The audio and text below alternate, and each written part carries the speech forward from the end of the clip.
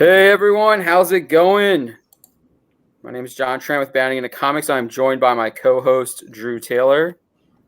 How are y'all doing tonight? I'm gonna get this up on the Twitter because I'm stupid and didn't put it up yet already. So bear with me real quick while I do that. We get some more people in here to join us to talk about these crazy Star Wars leaks, and I think crazy is the apt word to describe them. What would you say, Drew? Well, to me, from everything that I've seen, and the reactions last night, there was this great video, and I know you have it covered in your story. Like the best thing was Campia, and he shows him last night standing outside the after party, and it's like, he's like, I'm in the after party. Oh wait, outside the after party. Campy is just standing out there, and so that cracked me up. But then it was Campy basically came out and said that the movie, a lot of people like the movie, but I'm not one. And I'm like, what? Campy actually somewhat took a stand, which is surprising because we know that usually he's very in the Disney camp a lot of times, and the same thing with most of the people that you cited in your story, as far as the different reviews. But the critic reviews, I thought they were kind of mixed, honestly. I thought obviously there was front loaded with a lot of heavy positive reactions, but I did think that there were a lot of people giving tepid reactions. You saw a lot of people saying that there was going to be a lot of debate over the film, which to me that means it's going to be divisive. That's what they're saying. I think it's already divisive, honestly, with these leaks here and these rumors basically all being confirmed. John, did you see Mendelssohn's reaction to it? Yeah, I saw that. I don't think I put that one in our article, but he basically. It was weird. I couldn't really understand it. I saw two screenshots together, and I didn't really look for the context. I assume they were both about the rise of Skywalker, but they seemed kind of bipolar. Like in one, it seemed like he was praising it, and then in another, he seemed like he was just straight bashing it. Yeah. So I don't know. Was I looking at that wrong or? Mendelssohn came out and kind of there was one of them that Mendelssohn kind of came out and just eviscerated it. The initial one that he had, yeah, he pretty much eviscerated his Twitter. What's his Twitter? Bring it up here. Yeah, I can't see it. Probably spelling his name wrong. Oh yeah, I was. It's putting in an H. I got it. Okay. Yeah, his very initial reaction, he eviscerated it. Hey, tell him 29. Hail, good to see you, buddy. So no, what this says in a nutshell, John, is and I'm not going to take a victory lap here, but yes, I am. All right, let's just say Fandom Menace is winning, man. Bounding into Comics, Bleeding Cool, all of us in independent journalism that have been saying this stuff from the instant that we get anything on Star Wars. We've been telling people this is going to happen. This movie is a hot mess. And what happens? We are proven right yet again. And Phantom Menace is winning. Plain and simple. Yeah, that's definitely what it looks like. It looks like that the film is kind of a hot mess, especially that first act. A lot of the critics were saying it was really convoluted, which is another way of saying hot mess. It also goes to the fact that there's multiple cuts, and they were kind of zombifying it together, which we've heard rumors of for the past 6 months about. And then, I think that these leaks almost fundamentally, and we're gonna get to them here in a little bit, but I just think it fundamentally they don't understand why Star Wars is Star Wars and why people are so love the original trilogy so much and even love the prequels. And I think that goes back to The Last Jedi and even The Force Awakens a little bit. I think they fundamentally don't understand what makes Star Wars Star Wars. Yeah, well, I was on with the or like early this morning, I was on with like overnight, and it was about probably I had woke up around 2:30 in the morning, 3 o'clock my time, and I got up to go to the restroom, and I was checking Twitter and whatnot, and I saw that the fourth wave guys were live, and I went on with them real quick and did a quick shot on their panel, and we were talking about, we were talking about this because the fact that the extensive reshoots, the fact that Abrams got handed a task that I don't think anybody could have completed. And then he started it off with himself. Yeah. He started it off with The Force Awakens. Right. But yeah, after The Last Jedi, I mean, it's kind of hard to do. What are you going to do with that? And you combine that with the fact that,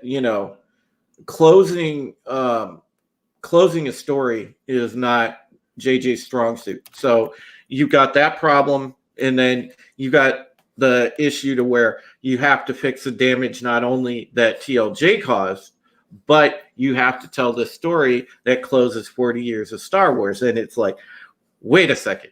So the guy, obviously, it was too daunting a task because it looks to me like at the end, he was just tired. He threw up his hands. He said, we're going to throw out what we have, just put it out there.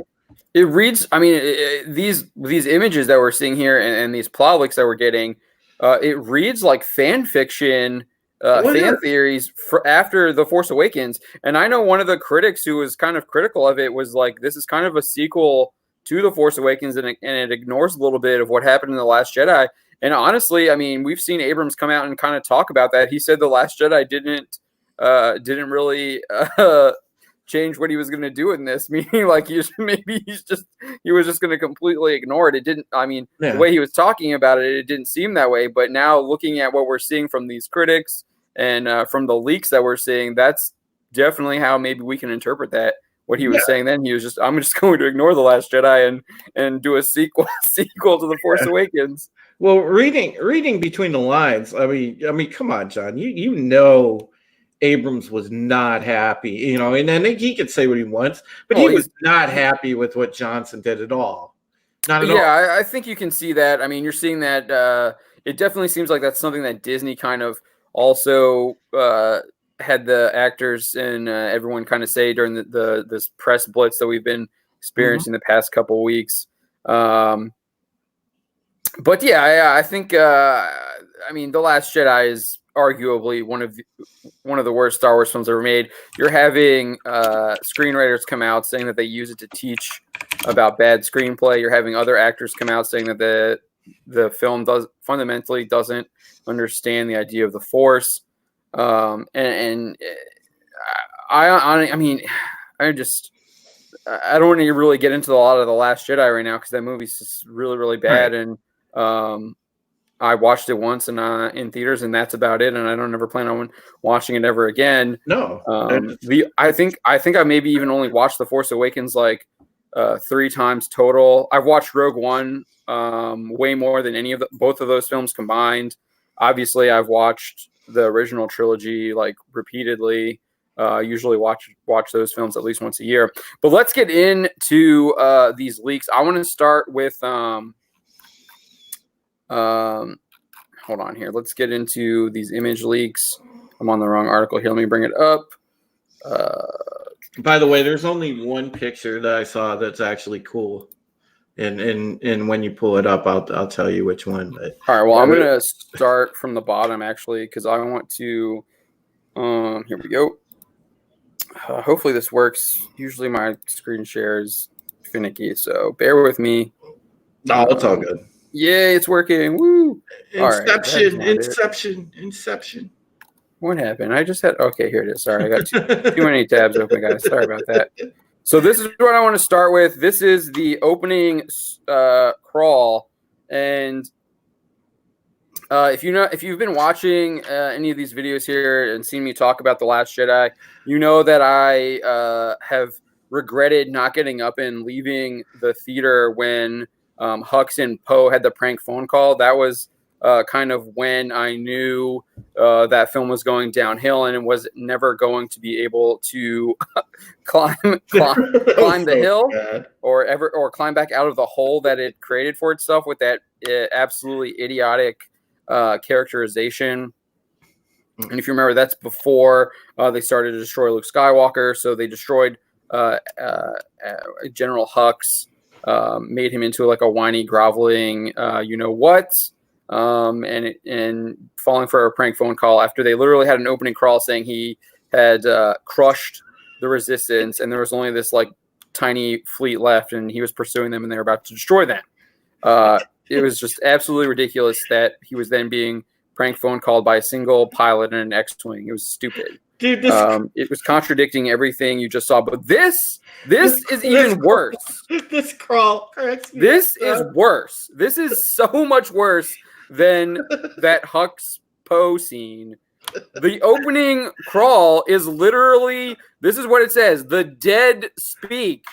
Please let me read it. The galaxy has heard a mysterious broadcast, a threat of revenge in the sinister voice of the late Emperor Palpatine. What? Like, why is he even broadcasting himself? What is happening here?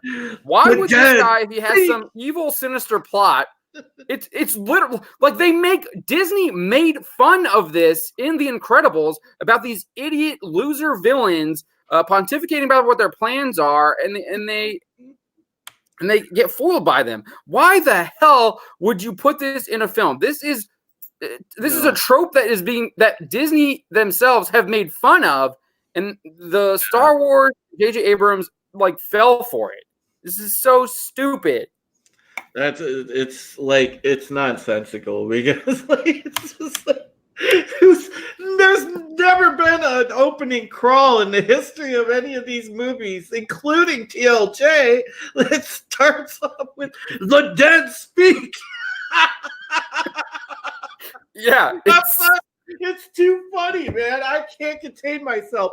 I was on a shout out to my buddy Wes Moody. I was on his stream last night, and we saw this. It's so freaking horrible. It is so horrible. Who thought of this? This is absolutely garbage. And then, this is what we're talking about earlier. It is ignoring The Last Jedi. The Last Jedi, The Last Jedi was the Resistance was destroyed. There was literally people on the Millennium Falcon, and that was it. They were dead and gone and destroyed. And I know that they had you have this black squadron or whatever that Poe leads, and they talk about it in their little offshoot novel that they want you to buy to understand what the hell is happening in their movies. But that's just crap.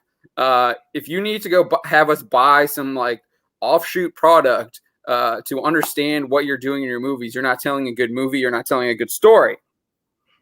But this is General Leia Organa dispatches secret agents to gather intelligence while Rey, the last hope of the Jedi, trains for battle against the diabolical First Order. Who is she dispatching? Who are these secret agents? They don't exist because they were destroyed. The Resistance was destroyed. They were eliminated. The best part here is they basically put her out there on blast as a Mary Sue. Rey, the last hope of the Jedi. Come on, are you serious? Yeah, I don't really take issue with that. She is the last, the last. I mean, I understand I understand that, but I don't know that doesn't irk me as much as the fact that Leia is sending out agents that she doesn't have, they don't exist because at the end of The Last Jedi, the Resistance was destroyed. They were destroyed. There was 20 people total. There was 2 janitors that were alive that got away. And they got sent as the secret agents. Yeah. It's ridiculous. It's so bad. And then meanwhile, Supreme Leader Kylo Ren rages in search of the Phantom Emperor, determined to destroy any threat to his power. So okay. So he's having this guy was so focused on destroying the Resistance. He is now like going to just start. He's so triggered. He's so triggered by this mysterious broadcast and a threat of revenge. He's going to like literally just drop destroying the Resistance to go seek out Palpatine. Come on, what? No, dude. He's gonna think that that's some garbage ploy that the Resistance have like put forth as like disinformation or something to trying to distract him, and he's gonna go and like freaking destroy, like continue seeking out the Resistance and destroying them, and then maybe building something that he was like talking like. As much as how horrible The Last Jedi is, I mean, he does like reach out to Rey at the end of that throne scene, and he's like, "Come with me, and like we'll build something or whatever." Obviously, he had some ideas about like what he wanted to do to build something, and now he's like literally just gonna like rage quit, and he's going to seek out the Emperor now on some random side mission instead of like focusing on his main goal that he pretty much has achieved. Like he has achieved it. You see what I put in the chat, bro? I was like, hashtag triggered Kylo. He came up with that. Yeah, triggered Kylo. Yeah, it's ridiculous.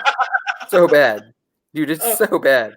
Sorry, I can't. It's hard for me to see the chat when I'm screen sharing. I only got one screen here, so bear with me, guys, for seeing the screen. But yeah, this opening crawl is just absolutely horrible, and I don't think. I mean, if the Hux Poe prank call was bad, this opening crawl is 10 times worse, and it's foreshadowing just crap. Oh god, yeah, it's god awful, dude. Oh, I mean, yeah, we had a good. Me and Wes had a good laugh over this.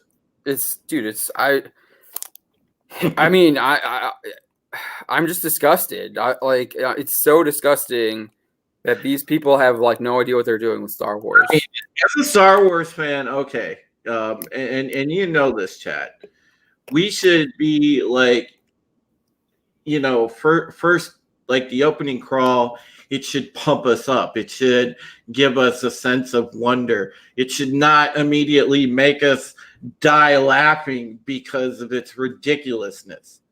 Or like cringe in horror at how it doesn't make any sense and how stupid it is. This is just, oh god, it's so bad. Ugh. All right, but then we got like a ton of leaks. So let's get into the leaked images. There are like full kind of plot details as well, and we'll get into that a little bit later. But I wanted to start off with this opening crawl, and then you can see it was leaked by Echo Joey. Rest in peace. Echo Joey's account was eliminated on Reddit, but all of his leaks are out there. So eliminating the messenger doesn't do a very good job. Okay, so and there's going to be tons of spoilers, so I assume you're here because we're going to talk about spoilers. By the way, that's what I was going to tell you. The Rey with the new lightsaber. Now I actually like the lightsaber. I like that lightsaber right there. That is actually the only thing that I found cool because the hilt looks dope. I mean, the design is cool. The idea of a yellow lightsaber obviously has been introduced in SWTOR in the EU. I don't like that. I don't like the idea behind this lightsaber. To me, it's like obviously the film is called The Rise of Skywalker. It seems to me that it's hinting that there is like a new path other than the light side and the dark side. I'm not really sure if I like that. I like the idea of light side versus dark side. That's what they call the Gray Jedi cop-out. And while I like the concept of Gray Jedi, that was a thing that you could go back and forth with in the EU.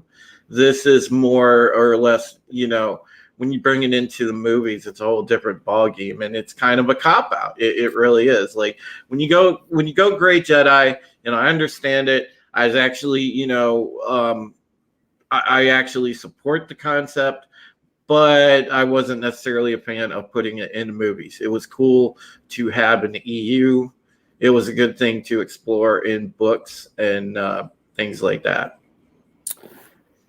Yeah, I don't know. I think it, and they kind of explored it a little bit with Ahsoka, where she like leaves the Jedi, but she doesn't like abandon the light side of the Force. She's still light side of the Force. She's just abandoning the organization of the Jedi in the Clone Wars, and then obviously subsequently she comes back and joins the rebellion.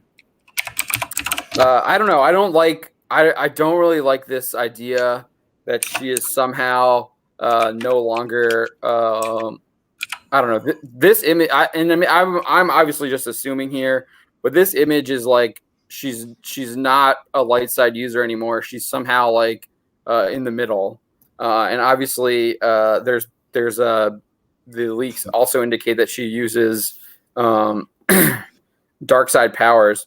Yeah. Which I mean, I don't know.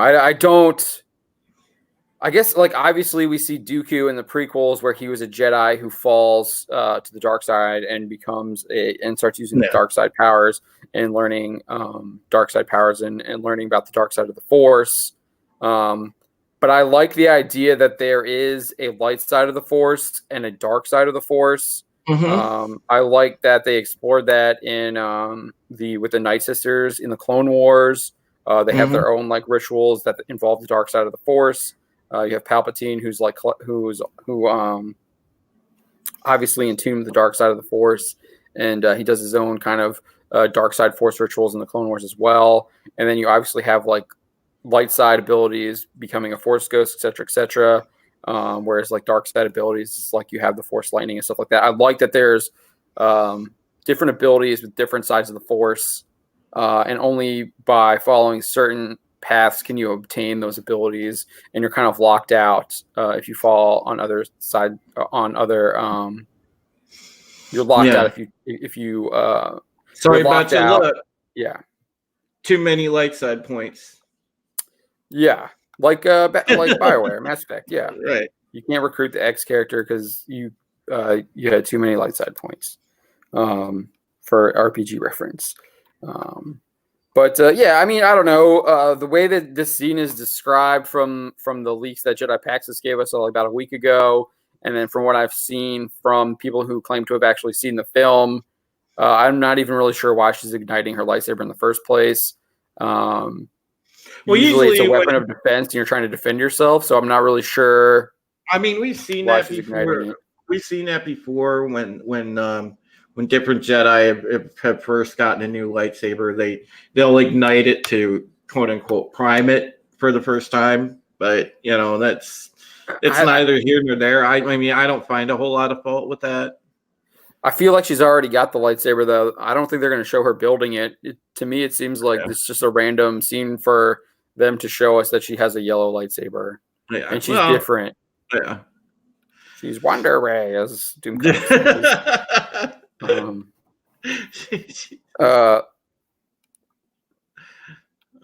So then we also got this scene of Rey. Obviously, this is the twin sons of Tatooine with BB-8, so she's going to go back to Tatooine, and it's pretty much confirming that she's going to bury these two lightsabers from Luke and Leia. We'll see those in a little bit. I just and apparently she sees like a Force vision or a Force ghost of Luke and Leia when she's asked about what her name is, and I don't know. They're trying to give us that. They're trying to give us that emotional scene of seeing Obi-Wan and Yoda, and then Vader at the end of Return of the Jedi, and knowing that Luke's knows that he did right and he accomplished something massive, and seeing how proud they are of him. I have a feeling that that's what they're going to go with there. But I've seen these critics are saying there's so many emotional payoffs, and I'm not really sure that this is going to be an emotional payoff for a lot of people because people aren't really I'm not invested in Rey as a character. I don't really have any kind of emotional attachment to her. I'm not really kind of cheering her on. She just kind of wins at everything anyways. So it's hard to relate to someone like that. she became unlikable because of the way that they wrote her and how they constantly, oversaturated everything all the material that they threw at us with nothing but Rey, and a lot of people were turned off by her, and it's sad because Daisy Ridley is, by all accounts, a great actress. They screwed up from the jump when they wrote her, and Rian Johnson, again, it goes back to Rian Johnson. He totally screwed this franchise up, so it damaged it so bad. I think the Rey stuff started in The Force Awakens with Abrams. I mean, she was getting on the Millennium Falcon and fixing it when Han Solo couldn't fix it. I mean, learning the Force through Kylo Ren messing with her mind or whatever. Yeah, she did stuff. That was all J.J. Abrams in the beginning with The Force Awakens. She did get Force training way too fast. That's just yeah. That was awful. But she was poorly written for the entire trilogy. Yeah. And she had a lot of potential. When you get that first introduction to Rey, had they written her differently, she could have been an amazing character. You could have taken her the route like similar to Bastila. And even Celine from Underworld. Yes, you wrote her like that. Perfect example. Exactly. But they went off the rails, and in doing so, they turned her completely unlikable, which is a shame because, again, Daisy Ridley is a really good actress, but here we are. I haven't seen her in anything else really to give a valid opinion about that, but she does okay as Rey. What's interesting about this image is that it looks like she has a halo over her head. So does BB-8 with the way the suns are setting. Mm-hmm. So she's obviously saintly. Gotta have that imagery there. Saint Rey. Saintly. Oh God.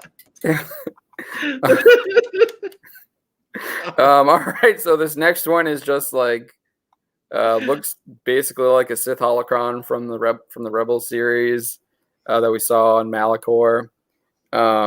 This is I'm not sure which. I think there's two of these in the film. Why does it look so cheap, dude? God, they could have made a holocron at least more, I don't know, interesting looking. It looks so cheap. Look at that.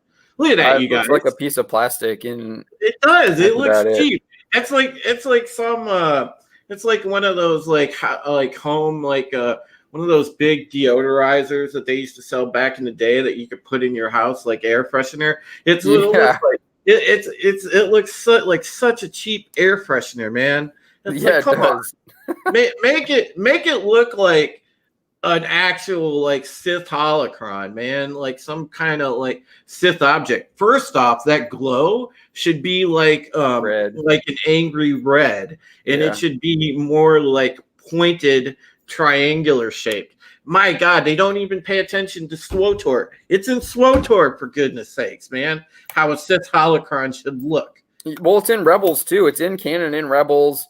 You also see a bunch of Sith artifacts in this wonderful. I highly enjoyed it. The Lando miniseries by Charles Soule in Marvel Comics. It was a 5-issue series, and he raids Palpatine's. He raids Palpatine's prize dot, and has all these Sith artifacts in it, and it's actually quite entertaining and really interesting. But yeah, I mean, I think you said it right. It's kind of cheap, lame. Yeah, it looks terrible. According to the plot leaks, this is. I'm not sure if this is the Kylo Ren one or if this is the Rey one, because I think there's two of them. Maybe there might just be one. I haven't dived into it fully yet. But he apparently this is Darth Vader's Wayfinder that allows him to find Exegol where Palpatine is hiding out, and Kylo Ren is going to find this in the opening scene of the film where he's killing indigenous people on that red lit forest planet, and he finds this. That's where he finds the Wayfinder after he kills all those people. Please, God. Plugs it into a ship and flies to Exegol, and then they actually released a scene of that. I think it was last week of him encountering Palpatine on Facebook, which was confirming the leaks then. Please, God, do not tell me that they are not going to make this the holocron that Vader got from that temple in Rebels. Oh, please, God, tell me they're not going to tie it back. It's possible. It has a similar shape. I don't know. Look, let me see here. Hold on one sec. I'm going to. For those of you that might not see what I'm referencing, that was the episode of Rebels where Ahsoka and Anakin fought it out while they were in that Sith temple. Yeah, it was one of the best episodes of Star Wars Rebels. It looks extremely familiar here. I got an image. I'm going to bring back my screen share. So this is I'm on Star Wars Fandom. This is the Holocron. So it's like pyramid within a pyramid within a pyramid, with triangles designed on it. That's what that is. That looks very different to me. Yeah. This is much more. It's definitely. That's what a Sith holocron should look like, by the way. Yeah. Whereas if we look over here, this is got rounded edges. The top is like chopped off and flattened. Yeah, and then it's got something on the. It looks. I can't tell if there's anything on the bottom of it or not. That could just be something behind it, and it's just an optical illusion. But it looks like there's some kind of like circular disc here. I don't know, underneath of it. I don't know. Maybe I'm just imagining that like silver. Who knows? But yeah, that's the Sith holocron.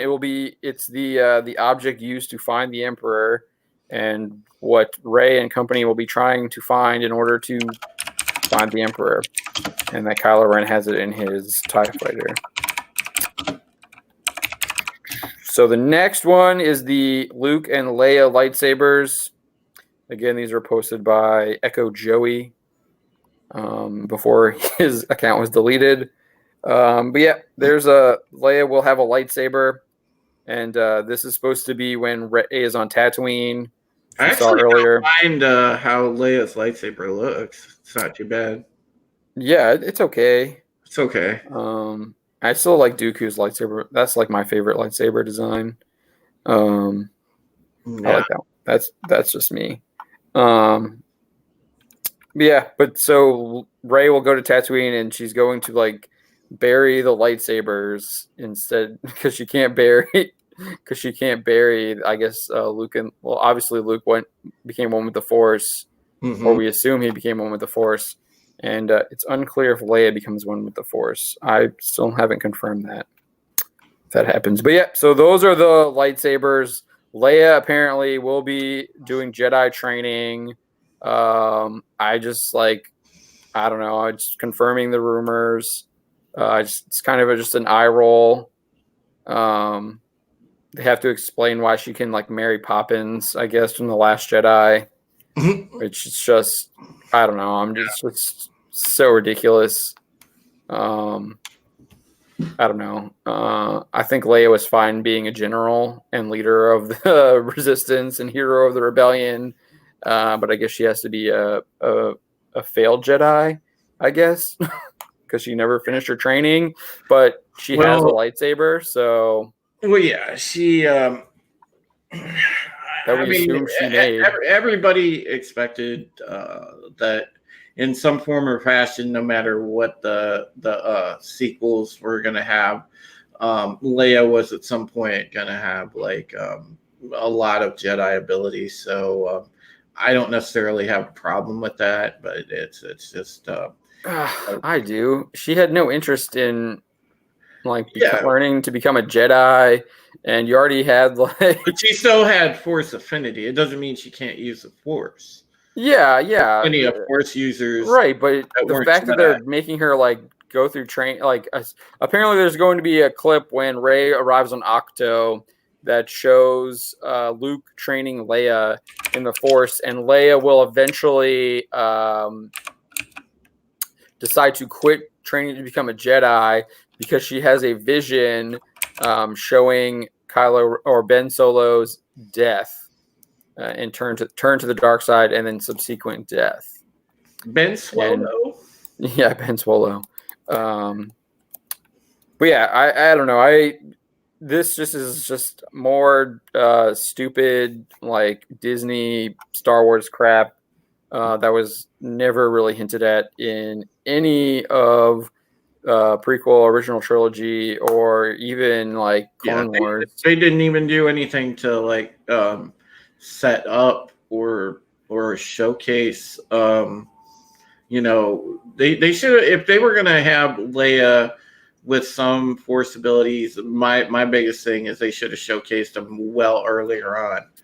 All we saw in the original trilogy was her being able to communicate with Luke through the Force. Yeah. Well, it's not just that. They should have just like at the beginning, like in Force Awakens, they should have had more of the just some indications that Leia had worked on her Force abilities a bit, so that you set it up for the rest of the series, and they didn't, and that's well, they specifically made it sure that she didn't have any, because the whole purpose was to try and the whole idea of that film was supposedly to try and find Luke Skywalker so he could help them fight against the First Order. And what ends up happening is that they came up with this idiotic idea that Luke closed himself off from the Force, and that's why Leia was having to find some dumb map to Octo in order to find Luke. So basically that's what we're going to get in this film too. You have to find this dumb wayfinder that leads you to the location of Exegol. It's literally the same as finding Luke, but this time they're finding Palpatine. It's pretty sad all around if you think about it. It's not, there's no imagination. And then here we go. There he is. There is good old Palpatine attached to whatever this crazy machine is that is keeping him alive or whatever. He has his colostomy bag on it and everything. Yeah. This is the guy who apparently somehow survived Return of the Jedi. We will not be seeing him. Everything I've seen is that he won't be. They won't tell us how he survived Return of the Jedi, and apparently he now contains all of the Sith from the past. So are within him. So he's gained some new powers too. Oh my god! Because of course. Oh my god! So he floats around in his portable dialysis unit while wielding his lightsaber and talking trash. I don't think he actually wields his lightsaber. He just does a bunch of trash talking and uses Force lightning.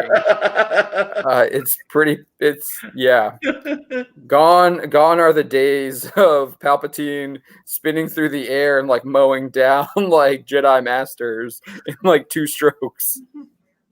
Oh man, that's hilarious. A portable dialysis unit. Yeah.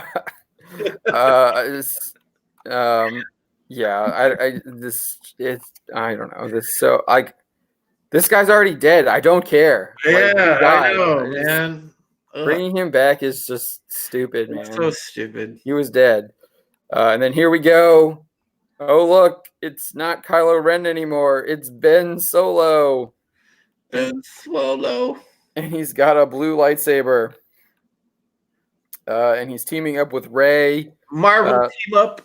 So there wasn't really any context for this image. My guess is that this is after Rey has somehow sent a lightsaber through the Force to give it to Ben so he can fight off the people preventing him from getting to the throne room or the arena or whatever in the 3rd act of the film. And then they'll face off against Palpatine here. He'll get thrown into a ditch. Palpatine will like slam Rey to the ground, similar to what we saw Snoke do in Last Jedi, and then she'll be like empowered by the voices of the Jedi. She's able to get up. She said here's the theory I have about the lightsaber, John, that she gives to Ben Swallow. See, what it is, it's the lightsaber of social justice. So she can send it through the Force, and he gets the special social justice saber, and he can conquer anything with it. Yeah, that's pretty much. She gets it. She gets it from her. She gets it from Leia, who apparently can Mary Poppins her way out of death. So on Octo, she gets it on Octo, I guess. But that is the end of these. That is the end of these images. Let's go to Let's go to where is it here? This one. So this is actually the leaker's name is actually his name is Call Me Ben Swallow. I'm on Twitter. He's locked his account, so I didn't really get a look at his account. But on Reddit, they've got hold on. Yo, Ben Swallow. On Reddit, I think I linked it in here. Yeah. So on Reddit, the guy he Call Me Ben Swallow has like the whole film here. So we'll get into that, but let's get into like the people that he says are gonna die. And I'll admit, like I didn't even know who some of these characters were because I just didn't care about them, or had like really bad.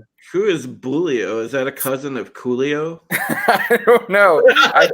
So I had to look that guy up. Apparently, he's a new character for this film. This is what he looks like. Here, let me get down to it. Yo, guys, there he is, right there. Coolio's cousin is in the movie. This one is. I messed up there. That should be a different image. But yeah, this is Bulio here. Oh wow! Yeah. His design's not too bad. Yeah, kill him. I mean, he looks like some kind of engineer or something. He is going to die. He's just an engineer. Kill him. Yeah. So Snap Wexley. I didn't know who this was. I had to look him up. What name is that? This Snap Wexley. Yeah. So this guy was actually in The Force Awakens. I think he might have been in. I think he might have been in Rogue One as well. I can't remember, but this is did you watch Heroes? Yeah, he's the cop that can read people's minds. I think, right? Yeah. So the guy who plays Snap Wexley is the guy who played the cop who can read people's minds in the NBC show Heroes. I think people call him Porkins, or Porkins is a different character. Porkins is the guy from the original trilogy, right? Yeah, Porkins is that's like one of the original memes, man. This is the Porkins replacement that they put in The Force Awakens. I should have put a picture in, but I didn't. General Pride is the guy who kills. I guess I should do the first guy first, right? Mm-hmm. Let's go up here. It's the General Pride. Yeah, so General Pride kills Hux. And Hux, apparently, they've ruined his character even more. He is now a traitor to the First Order. Yeah, and is somehow helping the Resistance. I think they have no idea. They had no idea what to do with this character. So they tried to give him the same arc that they gave the Imperial agent in Star Wars Rebels. Yeah, right, exactly. It's like they literally stole from Rebels. They just ripped it out of Rebels. Which I wrote articles back in 2015 after The Force Awakens that they should be looking to Rebels for storytelling. I guess that's okay, but it doesn't work given the fact that you have changed this guy's character so many times now. Hux is feeding information to the Resistance now, and he's a spy. That's what I was gonna say. Tell him. It's gonna say it's general LGBT pride.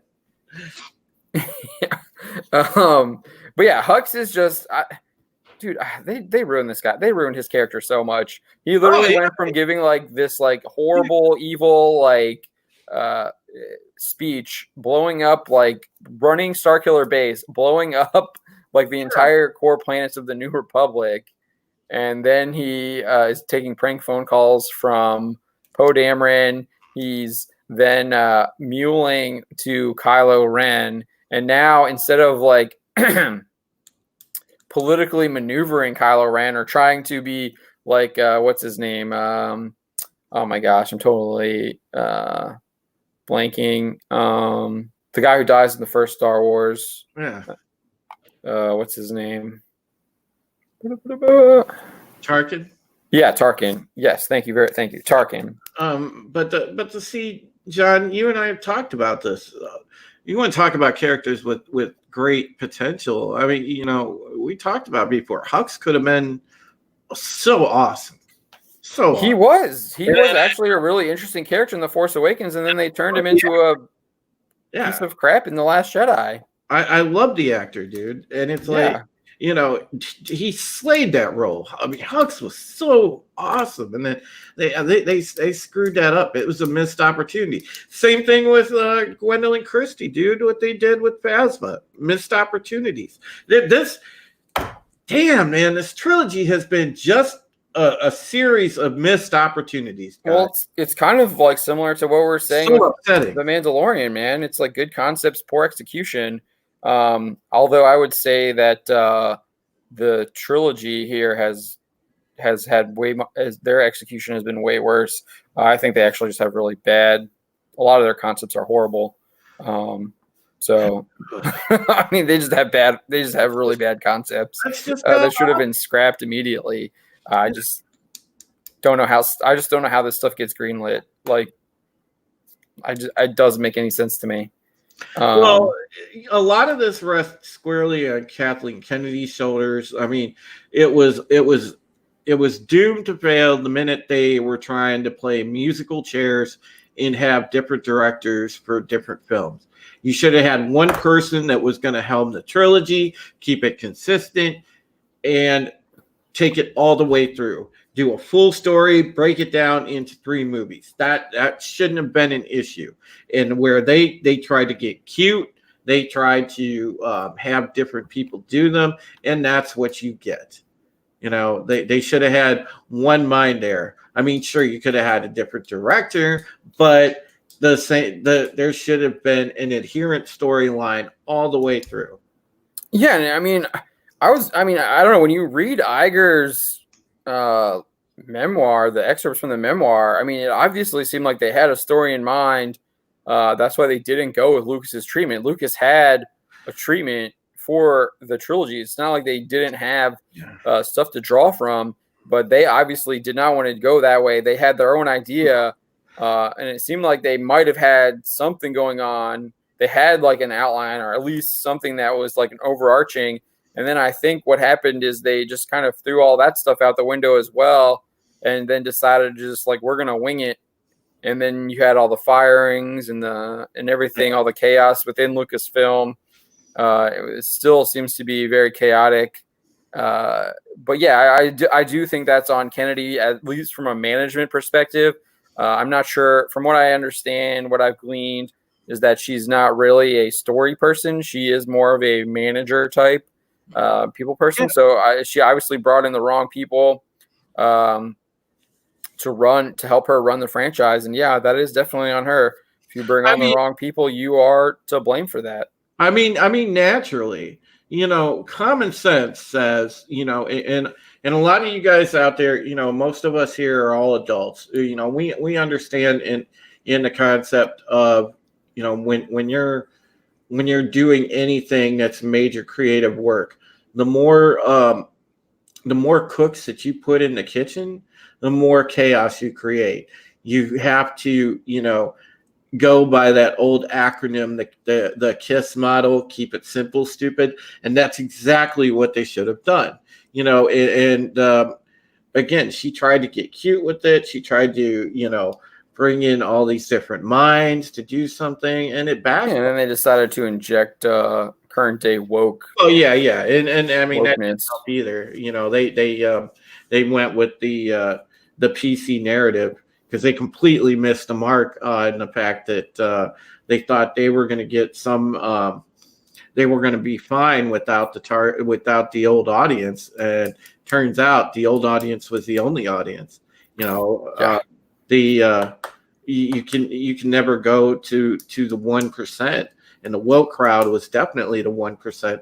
So you try to pander to that, and goodbye any profit, goodbye anything. You can't do it. Yeah. So back to these deaths here. I think obviously we're gonna get Leia's gonna die. That's expected. How she dies is kind of interesting.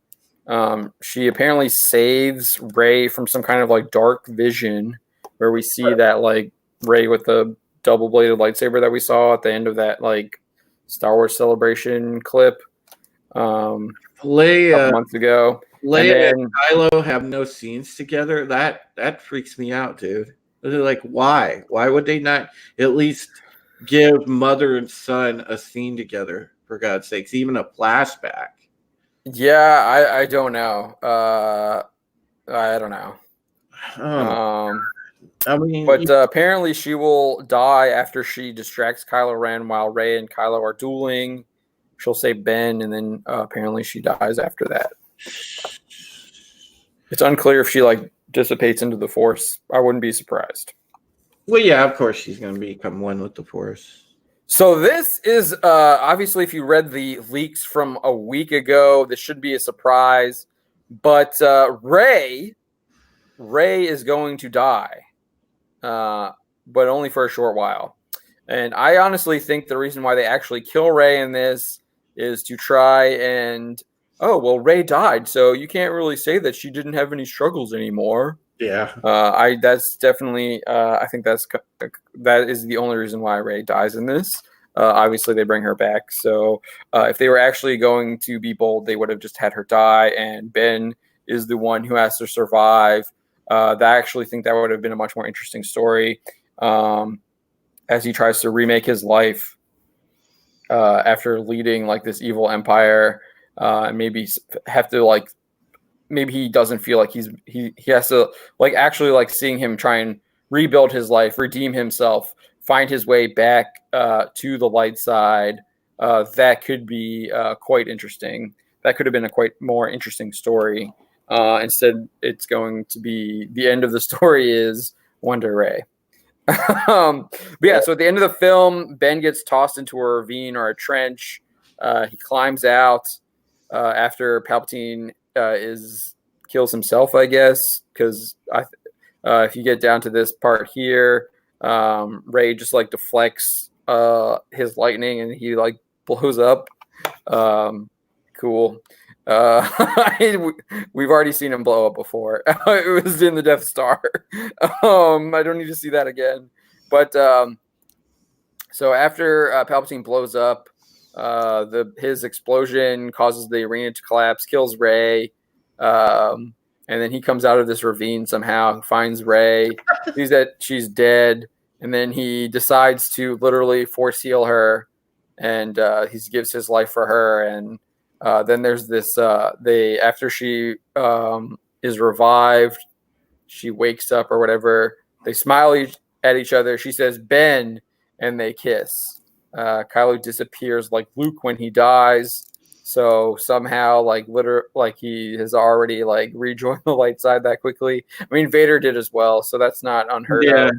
But dude, again, the stupid thing with the light side abilities. Stop with these dumb light side abilities.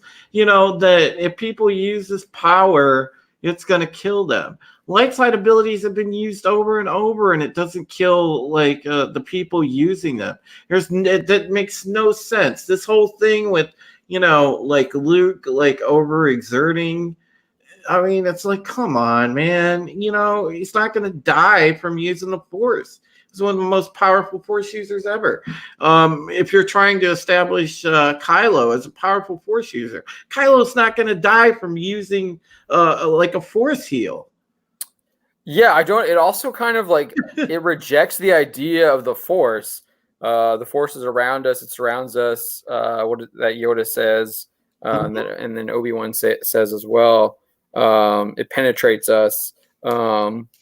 Like like you'd have to be on a planet like devoid of anything. You'd almost have to be in space in order for that to make any kind of sense, because there's but even then, like that, you'd have to be in space where there's nothing else to really draw from.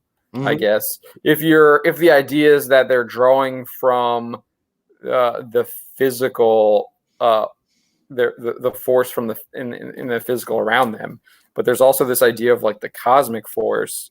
So but it's I don't buy into that. But like as I said earlier at the top, these people have a complete lack of understanding of Star Wars and the Force. Yeah. They really have no idea what they're doing with it.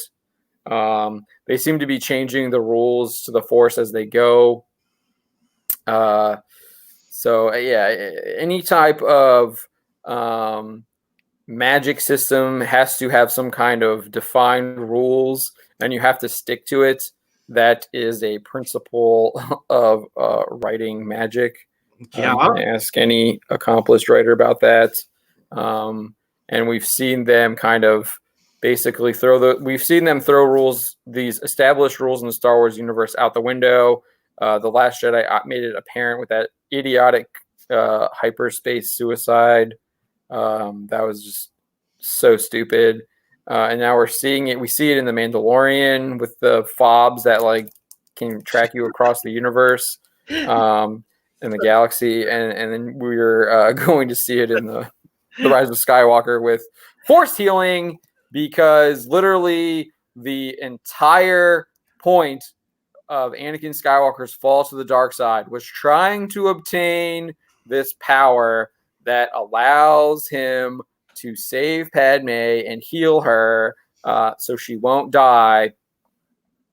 Rey will somehow obtain that through, I assume, these Jedi texts that she saved after Yoda decided to use dark side Force lightning in The Last Jedi, again breaking what we knew of Star Wars. Like freaking SWTOR like even understood that Force lightning is a dark side power and light side Jedi don't use it.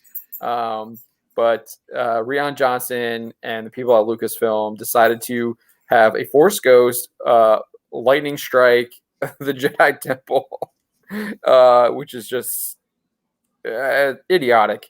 And on that scene is so idiotic on multiple levels. Yes, it is. You have Yoda using a dark side ability when it's been established that dark side users are the ones who use Force lightning. You also have him using the Force and interacting with the world after Obi-Wan basically says, "I can't help you. I can only like assist you and offer you guidance. I can't like actually like physically interact." And again, breaking another rule. That's what Disney seems to be doing. Like they don't understand Star Wars. They want to break all of these long-held Star Wars rules and traditions. And what was the phrase in The Last Jedi? Kill the past or whatever. Oh God, yeah. Let the past die. Yeah, kill it if you have to. Yeah, that's exactly what they were trying to do. And they did that with the characters. They were trying to do that with their fan base, and it's not working. They allowed Johnson to be way too hands-on and do anything that he wanted, and that was the kiss of death. As soon as you let that guy have his way, instead of actually, I don't know, being an administrator, being management, telling the guy, okay, you're free to throw some of your concepts in, but this is a story, you need to stick to it, and we need to keep this coherent. It's important. There was no importance put on any cohesion to the three movies. they never reined Johnson in at all. They just let the guy have complete carte blanche, and they basically gave him the ability to destroy everything, and that's what he did because he thought well, I'm sorry, but I'm going to say this. He's an arrogant person, and they let this guy, in his arrogance, run wild. So, and he thought he was the smartest guy in the room. And anytime you get one of those people thinks they're the smartest person in the room, guess what? They usually end up being the ones that fail hard. And yeah, he failed hard, but they enabled him when they should have reined him in the first place. Yeah, I mean, his pitch should have been scrapped immediately. It should have been rejected. So I do want to get into some chat here. Turtle Rabbit says we needed a trilogy between 6 and 7 explaining the rise of the First Order and the fall of young Kylo. Turtle Rabbit, you're getting that. It's coming in a Marvel comic book series by Charles Soule. Yeah, they want you to go buy other stuff in order to actually figure out what they should have explained in the films. Exploding Printing at Work. I think you can talk about this a little bit, Drew. The Jedi one in Fallen Order was cube-shaped and looked better. I think Jedi holocrons are usually cube-shaped. That's kind of what I remember from SWTOR and KOTOR. Those are the cube-shaped ones. They definitely are. They should, between Jedi and Sith. They should theoretically. It's pretty funny. The irony is the Jedi holocrons actually look like Hellraiser puzzle boxes in a way. But again, it's showing you the difference between Jedi and Sith. So I'm fine with that. What else do we got here? Yeah, Tehillium is agreeing with me about Dooku's lightsaber. Yes, it was freaking awesome lightsaber design. So my question of the day to you guys out in chat. So are Jedi technically really the evil ones since they have their holocrons or the Hellraiser puzzle box? Discuss. Exploding Printing at Work also asks, didn't Rey learn the Force in the old books? I assume that's what we're going to see. So there's a scene where she's training in this jungle planet. I assume that she's also training in the texts. I'm sorry, but I assume that there can't be that much time that's gone by. I don't care how wonderful Rey is. It takes time and knowledge to learn that information. And understand it. People take years to understand text, and sometimes we as a humanity are still understanding certain texts that have been passed down to us. So I just that. But it's not like reading a recipe. Is she going to get the complete training? Speaking of recipes in this movie, because I have the burning questions. Did Rey learn the Jedi cookbook? Did she learn how to excel in the Jedi kitchen? It's these are the things that I need to know. I mean, apparently so. She obviously, and Kylo Ren can learn this Force heal as well because she learns it from Rey, who does it on him after she stabs him in the gut on the Death Star ruins or whatever. But let's get back to these. We can get back a little bit to the. Sorry. You're talking about Leia. I have no idea. I assume that she was they're going to show a training montage when Rey is on Ahch-To, apparently. Pretty. So I'm not really sure. Also, I love your username. I'm a fan of that series. I've got the 5th one on my PlayStation. More people should be playing those strategy RPGs. Very fun. Plus, printies are hilarious. Aside there. But I mean, she quits learning to be a Jedi, so one would assume that she doesn't learn all of the Jedi. She doesn't become a Jedi. She quits her Jedi training, so she wouldn't know all of that stuff. But apparently she's powerful enough in the Force and she knows enough to Force pull herself onto a ship after she's been blasted into space. But we'll get back to these death scenes here. Yeah, I messed up this image. There's another image that should be there. So Bulio dies. General Pride dies. I'm not sure. Like they don't really say how he dies. Same with Snap Wexley. I'm guessing Snap's gonna die in the naval battle in space above Exegol. Pride will probably die in the same battle because he loses his pride. Yeah. Palp says that he is going to take over the First Order and adding his Sith fleet stuff called the Final Order. That was in the Jedi Paxis leak from a week ago. This person, BB-8, spoiler, says they all dead at the end. No more fascist regimes. So, yeah, Pride is going to die. They're trying to tie it all up. Obviously, though, apparently, they like the way that they, like, if what they describe here, so let's get into these leaks from Call Me Ben Swolo. And this has all been summarized on Reddit in the Star Wars Leaks subreddit. And this is what Call Me Ben Swolo has said. And then this user here says that Call Me Ben Swolo did not like the film. So let's get to that real quick. This person has very negative. So this is posted by Skylark. This person has very negative feelings on the movie. A lot of their tweets may be somewhat biased because of that. Many are about their own opinions on the movie, so I'll not be including those. Everyone should form their own opinion after seeing it themselves. Keep in mind that The Last Jedi sounded awful based on the leaks, but many people ended up liking it. People from this sub included. If you're planning on seeing it, my advice would be to go in the theater with an open mind. Just because some things sound bad on paper doesn't mean that the movie doesn't execute them well. I think it's going to be really hard to execute a lot of these scenes well because they're really horrible. They are. They're awful. Give me 1 second, John. I need to run to the restroom. All right, yeah. I'll that is the Twitter stream. Let me get back to the chat here real quick.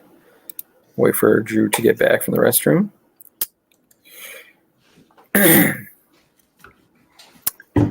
But yeah, it'll be this movie I don't have high hopes for. We can talk about some of these critic responses here while Drew is away. Let me pull that up real quick. We can get into that. So this is what Scott Mendelson had to say. I have his Twitter. We were talking about him a little bit earlier. But he says this is really interesting. So this is what his first reaction was. So The Rise of Skywalker, in the end, it was Star Wars fans that killed Star Wars. So that's kind of cryptic. I don't really know what that means. It sounds like he's having a negative reaction to the film. And then it definitely he makes it a little bit clearer here about what he means. He says, at worst, I expected The Rise of Skywalker to be a well-made movie that I didn't like or whose story choices I disagreed with.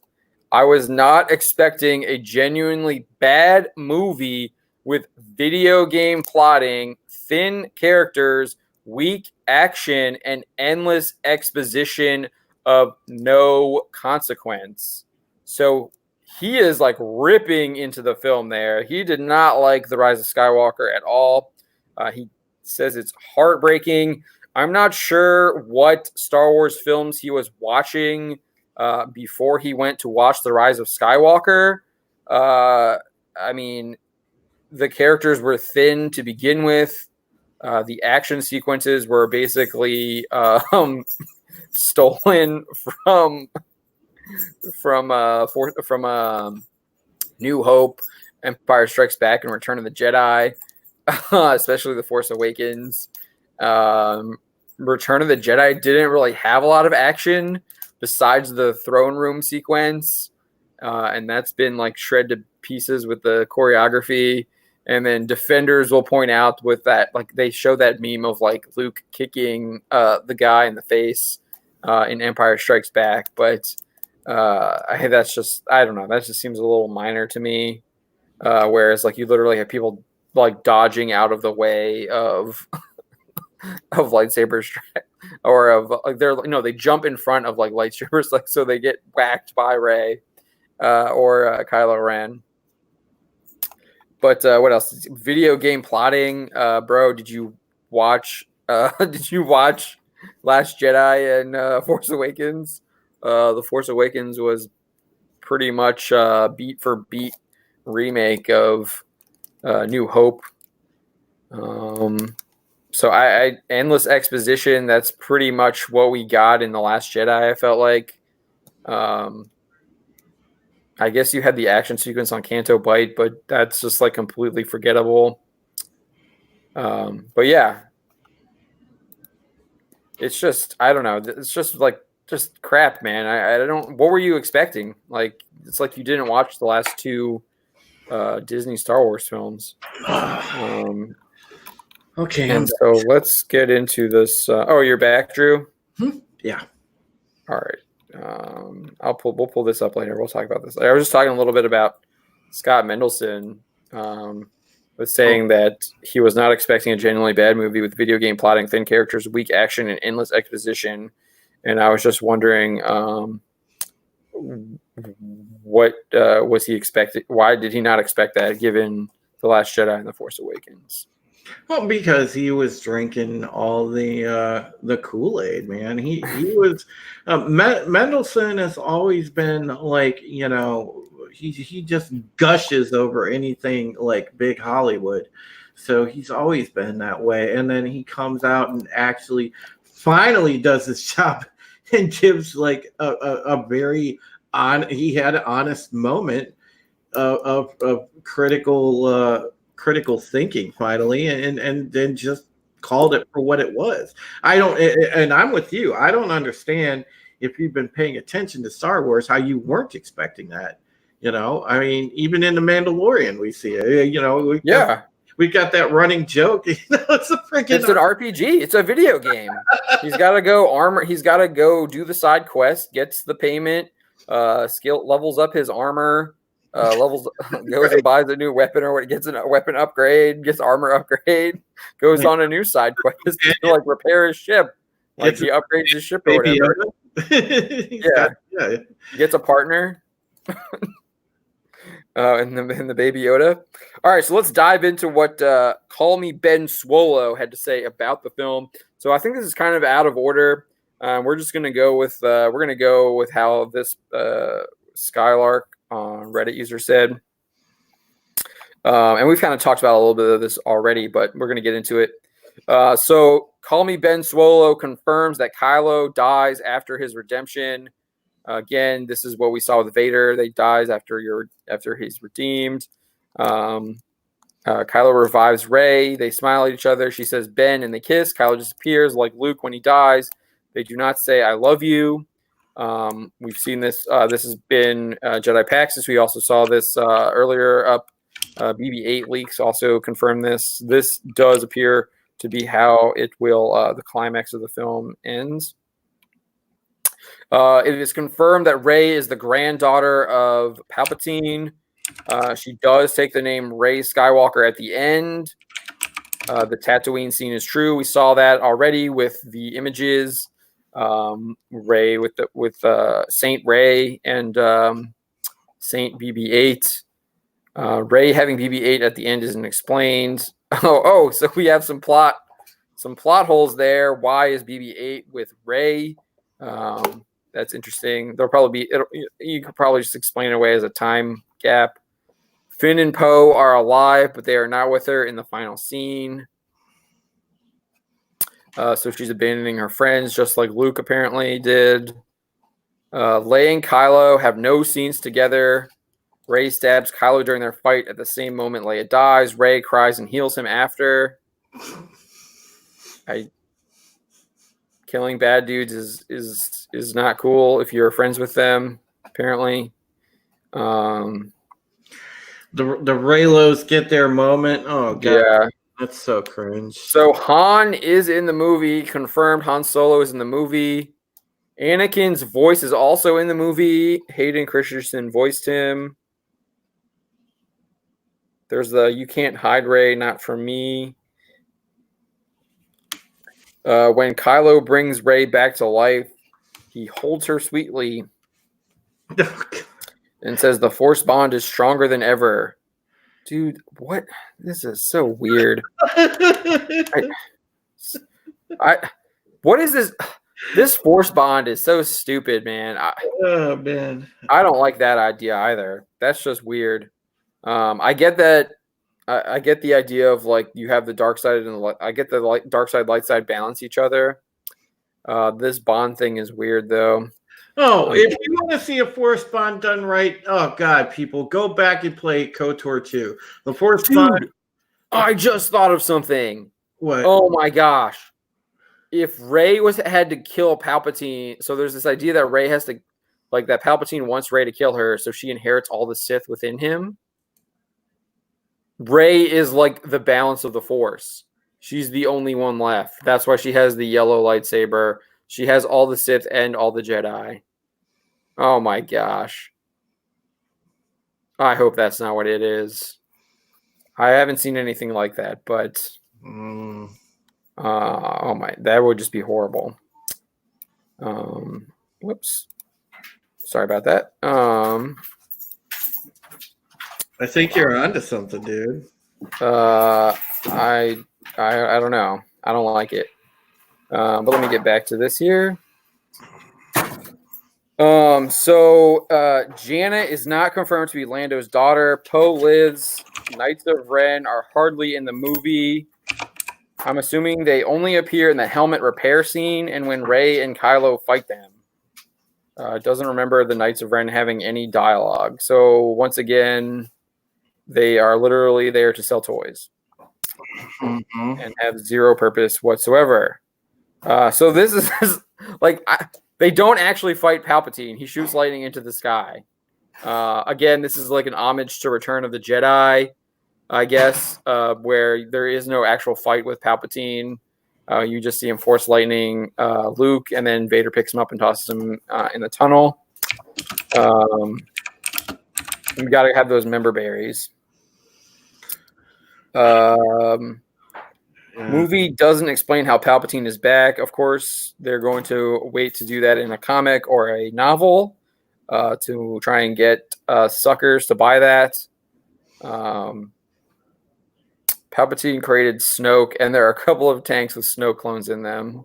Yeah, I got a serious problem. I got a serious problem with this because it's like, I mean, dude, Palpatine can just like seriously like they wasted Snoke in the whole thing. Okay, in the grand scheme of the whole trilogy, he's a pointless character. But the thing is the fact that Palps can friggin' conjure just force creatures. It's like, come on. It's also like this is what we're talking about. They don't understand Star Wars and they don't understand the Force. I'm sorry, dark side abilities should not be able to be creating life forms. There's literally Star Wars: The Clone Wars episodes, which George Lucas was involved in, that notes that the dark side are not able to become Force ghosts, and they wouldn't be able to create life. That's the antithesis of the dark side.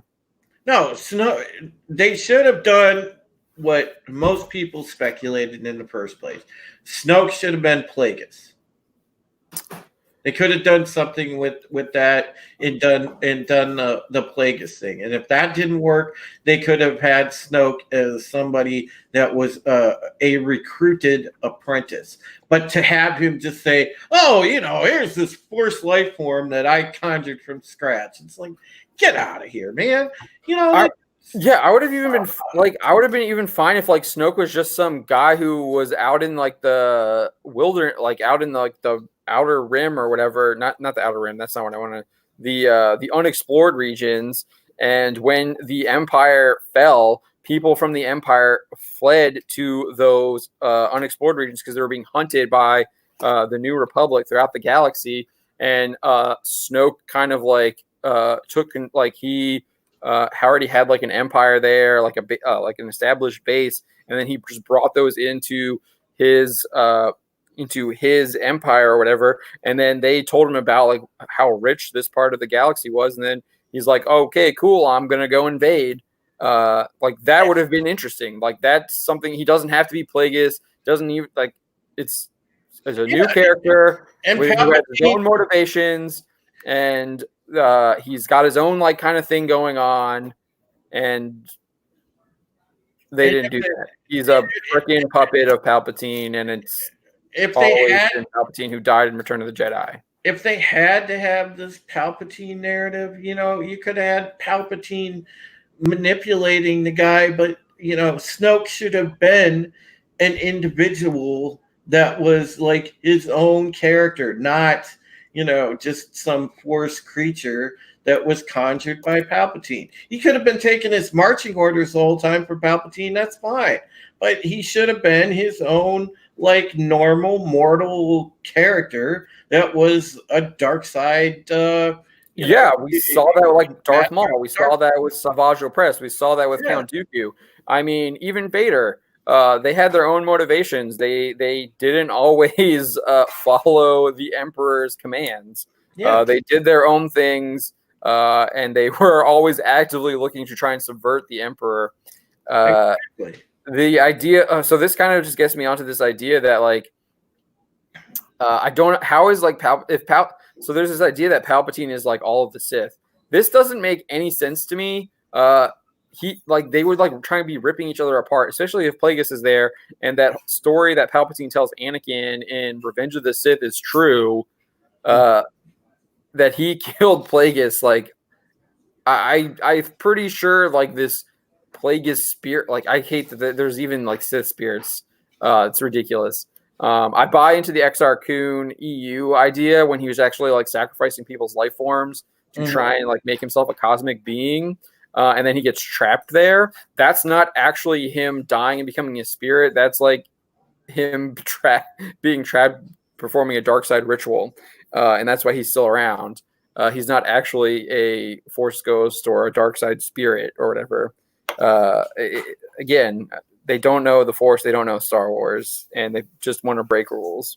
That's what they did here again.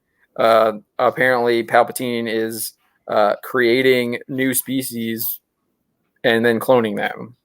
It's nothing is explained. Again, nothing is explained because you can't explain stupid decisions.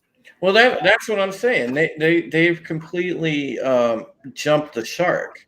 They did. And for those of you, if anybody out there doesn't know the phrase "jump the shark," it means like when Fonzie is on the right, isn't it Fonzie? Yeah, it comes from the old Happy Days episode of Fonzie where he talks about jumping the shark, and it's a term for when he actually literally jumped the shark, though. Yeah, in the episode.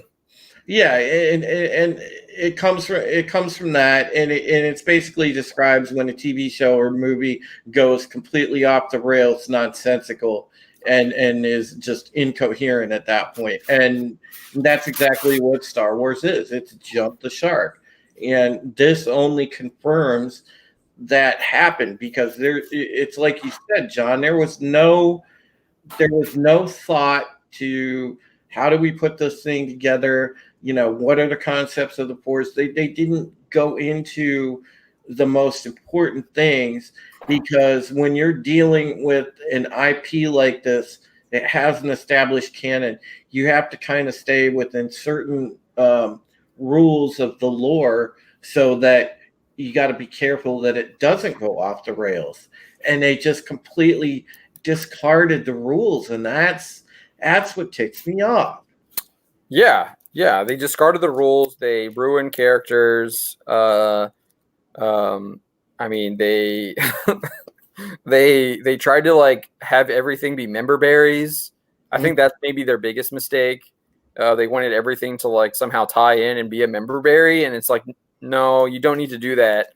I honestly think that people were craving something new and different from Star Wars, and we'd seen new and different. We'd seen it all, especially what Mark Hamill calls UPFs, I think, ultra passionate fans. We've seen new, good, interesting Star Wars stories. We've seen it in SWTOR, we've seen it in KOTOR, we've seen it in the Clone Wars, we've seen it in Rebels, we've seen it in some of these Marvel comics, we've saw it in Dark Horse comics in the EU, we saw it in the Thrawn trilogy. There are lots of really good Star Wars stories out there. So it's not saying that like you can't make new unique Star Wars stories. What they did is they wanted to give people member berries, and it seems to be what their focus was focusing on member berries, and instead of actually telling a coherent and interesting new story, they relied on nostalgia to try and sell the product, and that only lasts so long. As we continually see that merchandise sales are declining, the film box office has routinely declined. So we'll see what happens with Rise of Skywalker, but I bet it will not make as much as The Last Jedi. I predicted it'll be around 750 globally. It'll be around 750. I think that's a little low. I think it'll still do $1 billion, but okay. Well, I thought I have my bar at 750. That was my prediction. I'm shooting my shot on that. But the thing is you know, if they would have executed this right, all they needed to do is you could have done, and I want you guys to pay attention out there. If you haven't watched the Ghostbusters Afterlife trailer, watch it, because it tells it's very telling from an important perspective.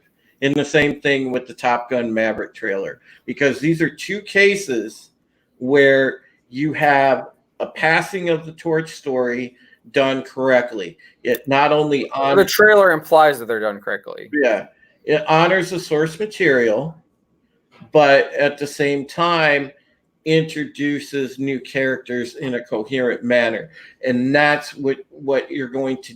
That's what you need to do when introducing, new characters and sort of new adventures to the thing, but tying it together back to the original established canon and the people that the audience already knows and has grown to love. They could have done it so much better. They could have had a perfect passing of the torch, and they, with Rey and with Poe and with Finn, but they didn't. They did not think this through whatsoever. It could have been they could have kept it simple, executed it wonderfully, and we would have been sitting here today with a completely different opinion. But, yeah, assuredly so. But I do think that a lot of their concepts are horrible from the beginning. The whole idea of like Rey pretty much just like being super powerful is a horrible idea. And the wokeness and dude. Yeah, slapping Finn's hand away when he's like, yo, I'm just trying to help you. Like, that was a little too on the nose. There were some good concepts. I thought Finn like realizing that breaking free of like the conditioning of the First Order, that was actually an interesting concept. And then they kind of just crapped the bed with it. Poe being a hotshot pilot was kind of interesting. And then they crapped the bed with that too. But I killing Han Solo is a horrible idea. I think the whole idea of like Kylo Ren being a bad guy who's been Solo from the beginning and not actually showing what happened or why he decided to go to the dark side was a horrible idea. Having Snoke in The Force Awakens was okay. I think they probably should have introduced his character and given him a backstory and provided motivations for him from the beginning. Instead, we didn't get anything like that. So again, I kind of call that a bad concept with Snoke, because they didn't like that's stuff that you can easily show when it doesn't take that long. They decided not to do that.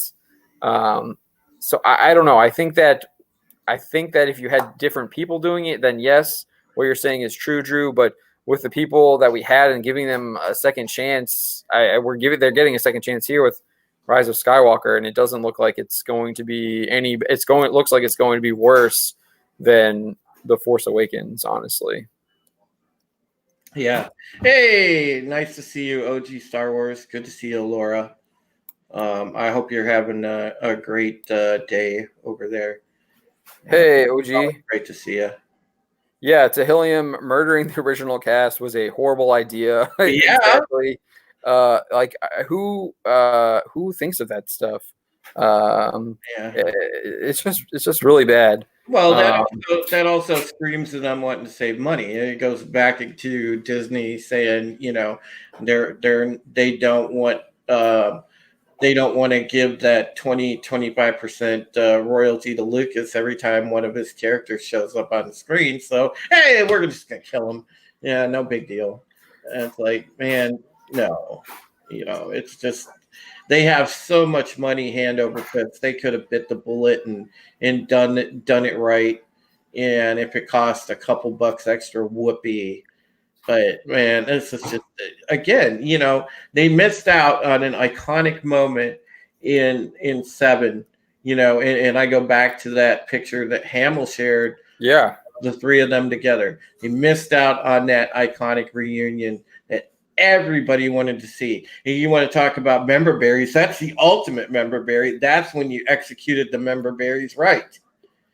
And, well, yeah, that's what I'm saying. It was a bad concept. They had everyone split up. They had Luke on a freaking island by himself, where he was obviously had like left a map for these people to find him. Leia's doing her thing with the Resistance. Han and Leia are apparently divorced, and they're like deadbeat parents that suck. He's hunting random creatures out in like the Outer Rim and dealing with like the bounty hunter people. That was just a bad concept. That's a bad idea. And like, no, like we wanted, it threw the optimism of the end of the Return of the Jedi into the dumpster, and then they turned on the compactor and just crushed it. And I think that like it was very, it was a very cynical depiction of those characters, and it almost is kind of ignores that they had any kind of character growth or development throughout the original trilogy. It ignores that Han was decided to abandon his smuggling ways. He made that choice in the first Star Wars film. He chooses not to return to Jabba the Hutt and instead helps Luke blow up the Death Star, and he's doing that again. Like, he had stopped smuggling. That's what he. Obviously they used it in. They used those in the first Star Wars movie, but he had quit. He had also probably had a come to Jesus moment when he was literally frozen in carbonite and had no idea whether or not he was going to ever wake up again, and he lost the love of his life. But yeah, it's really bad decisions overall with how they treated the original trilogy characters. No, it absolutely was, man. You know, I just there's just a ton of missed opportunity. You know, and that's what this sequel trilogy will be remembered for, is the trilogy of missed opportunity. You know, and yeah, we'll see. I think there was a critic who was talking about how they think that this film will be the film that people will remember Star Wars as, and I'm just like, you have got it all wrong there. You're completely wrong. But we'll get to that in a little bit. Let's get back to these leaks here. There's a lot of focus on what happens with Ben and Rey at the end. Kylo is panicked and hurt. It was well acted, but still so awkward because of pacing. I think Adam Driver is probably the best. Adam Driver and what's the guy who plays Hux are actually like really good actors. I can't think of the guy that plays. I think Boyega's pretty solid too. He just has really crappy script. Oscar Isaac is okay. I haven't seen anything that like of his that really wows me. After the redemption, Ben doesn't have any lines. Apparently his character overall doesn't have as many lines in this movie. Lots of people talking about this part. I doubt he has way less dialogue. I really don't care how many lines of dialogue characters have. That is something that's completely pointless and insignificant, and I would think only SJWs really care about that crap. It's not how much you say; it's what you say and what you do, right? Reylo moments. There were honestly moments that could have been so hot if they'd been handled better. The way they talked to each other was kind of wink, wink, and the force bond was really strong. Okay. Wait, who? Like this is who? This is the Swolo.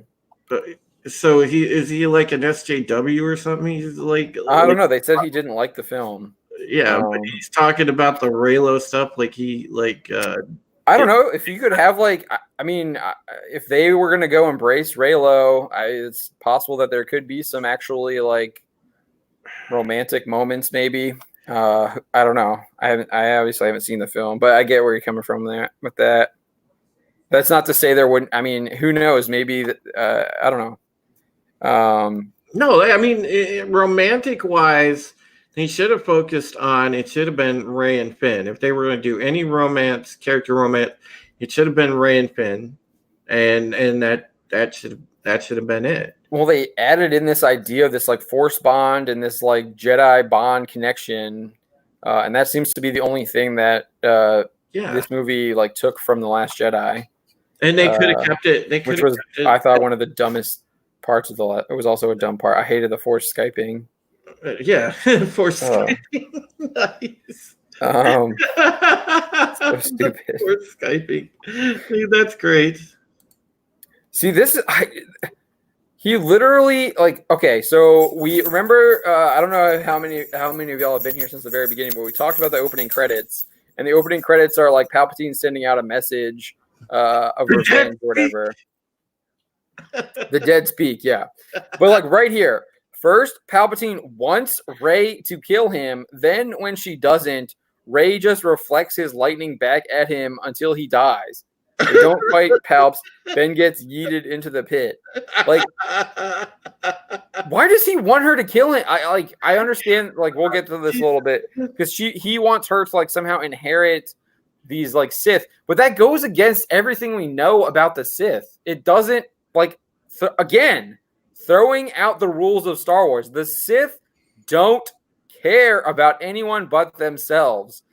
That is what they're all about, themselves. If you play the Sith Inquisitor storyline in SWTOR, one of the best Star Wars storylines ever, like, it's all about betrayal. It's all about like moving up the line, gaining your own power, becoming more powerful, and ensuring that the people below you won't betray you. And you do that through force and manipulation and all kinds of like dirty tricks.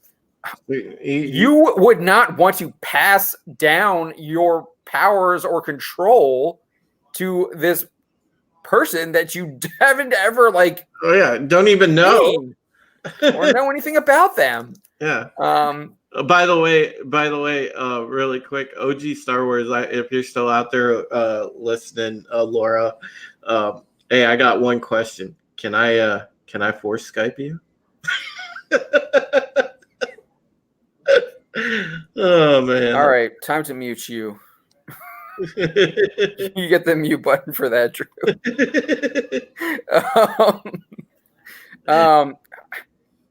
Answering what Palpatine does in the movie, kind of vague. He does nothing but talk shit to Kylo, who doesn't listen to him anyway. What is the purpose of him even being in the film? It's stupid. They could have just introduced some other character, some other external threat. Like, it's not like you don't have to have a member berry with Palpatine. You could have introduced some new external threat. That's not unheard of. That happens all the time.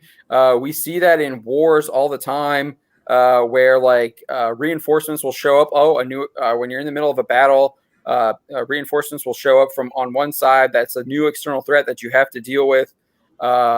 If you play Risk, the board game, You might think you're like doing really well. You've kind of got like an alliance going on with someone, and then bam, they see that you're becoming too much of a threat.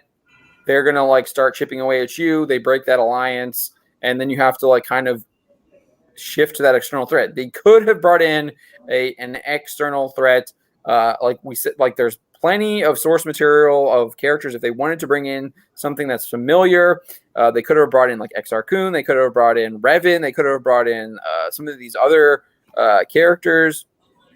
That could have been an external threat, or they could have created something new and brought in an external threat. It does, like, if Palpatine's just going to sit there and do nothing, it doesn't do anything. What's the point of him even being there? Oh, it's because member berries. Yeah, it's goofy, dude. I mean, again, it's all nonsensical. All of this at the end, especially like this last act, is all. Oh my god, it's so nonsensical. Luke's ghost appeared to catch Rey's saber when she tries to throw it away. So this is freaking from The Last Jedi. They doubled down on the idiocy from The Last Jedi. Rey is now going to try and abandon her responsibility, just like Luke. But then Luke, who is going to like bring her back. Like, what are you talking about? Come on. Oh my gosh, dude. I hate this. Is just, oh, it's so bad. Like doubling down on like the dumbest freaking scene from The Last Jedi. Luke throwing the lightsaber over his shoulder and like telling Rey, "I'm done with the Force." Oh my god, man! Why? Get out of here! Like, get out! Oh my god! Hux dies because apparently he was spy. Like we talked about this a little bit earlier, because he's a spy.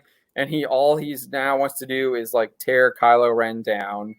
He doesn't actually give a crap about the First Order and the new world that they were going to bring with with Snoke in charge, which doesn't make any freaking sense.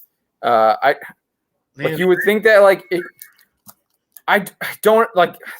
Oh, this is so frustrating to me, because like you would think that like they basically are going there. To me, it sounds like they took Hux's character from Force Awakens and they're going to infuse it in this Pride guy, who apparently, like, rumors indicated that he has been working with the Emperor since Return of the Jedi. And they took Hux's character and they had to create this. They created a new character here to replace the character that they had in The Force Awakens because he was destroyed. So they had to find a way to do something with Hux. And it's really, really horrible. Rey fought Dark Rey, which was a vision for a little bit. Then the vision disappeared. This is when Leia apparently breaks through this vision. I believe. And helps her. Oh, God. Yeah. But the Dark Rey like apparently defeats her in this, and shows how strong the dark side is. It's basically a riff off of Empire Strikes Back, with Luke in the facing Vader. And then he sees that it's Vader, like he is Vader, which was fantastic foreshadowing for that end, where Vader reveals that he's his father. Excuse me. The opening scene is actually Kylo on the Red Planet scene and has little added context. He is there to get a wayfinder to Sithland and immediately arrives there, and it goes right into the scenes from the Kylo TV spot. That's literally the opening of the movie. Again, no context. Like, there's no setup. The only context is that he's trying to find Palpatine, who is a threat to him. Where's the setup? I mean, where's No, the setup is in the opening crawl where Palpatine has like issued a threat, and Kylo Ren believes that it's a challenge to his power, but apparently Palpatine is the one like shit talking Kylo Ren. Like, wouldn't he just like strike him down? I don't know. Once he gets there, yeah. Who knows? The next one after that is great.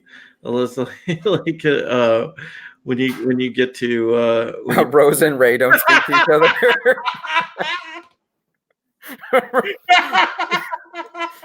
I don't. Is Rose even in this film? Rose is okay. So we know that Rose is in the film, right? But she I guess her interactions consist of literally being she's the resistance cheerleader. So it's literally like, go guys for the Republic. You can't do it. No one can. They're just like. Oh, it's like a slap in the face, man. Oh God! Let's just make that character even worse. So we get apparently a forced LGBT moment. Yeah, the LGBT moment that Abrams said would be in it. The woman that is close to Leia and Holdo, she kisses a woman in the background at the end. It's Commander Diassi. Whatever. Ben says to Rey, "You wanted to take my hand," and Rey responds to the comment later in another scene by saying, "I did want to take your hand, Ben's hand." Okay. I mean, I guess they're being honest. Girls want the bad boys. Well, I guess Rey didn't want the bad boy though. She wanted the good one. Oh God. Says it's implied that Finn is going to confess his feelings for Rey. Yeah, this was in the Jedi Paxis leaks. Apparently, when they're being chased by the stormtroopers that fly, they fly! They fly! They fly! I know, dude. That's so they fly. Every time that TV spot comes on, it's so funny, dude. I crack up. It's so funny because it's so stupid. Exactly. It's like, dude, jetpacks haven't existed in the Star Wars universe. Never, ever. So yeah, but this was like where they're in like quicksand or whatever, and they go into this tunnel, and that's where like Rey force heals this like sandworm that looks like a viper or whatever. That's what the Jedi Paxis leaks had said. Rey confides in Finn and prefers him over Poe because she doesn't get along with him. Of course. Look at this. They're doubling down on The Last Jedi. The women don't get along with Poe. He's got a problem with women, that Poe. Because he's a toxic male. Yep. And who should have died. He should have just been killed. And Finn is properly properly defers to women. That's why they didn't kill Poe. That's why they like ruined Hux's character, is because they couldn't kill Poe because they needed to use him as a punching bag. Yeah. So they ruined two characters because they wanted to use Poe as a punching bag. Literally the I hate men character.